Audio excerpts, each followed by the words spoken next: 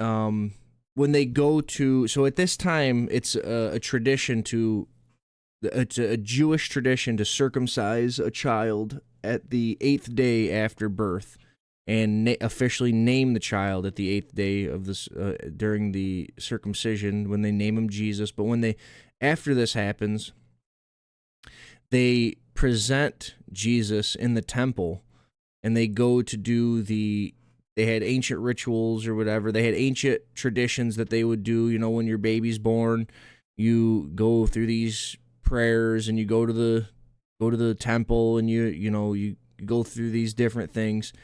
And there was a guy there. His name was Simeon, and he prophesied when they came in with Jesus. He prophesied that Jesus was going to bring salvation for all, that he was the Messiah. And I believe he had also prophesied that God was going to show him the Messiah before he died. And this guy was really old, and he was real close to death. And then this all happened, and he saw Jesus in the temple and proclaimed this and prophesied that Jesus is the Messiah and the salvation for all, just before his death.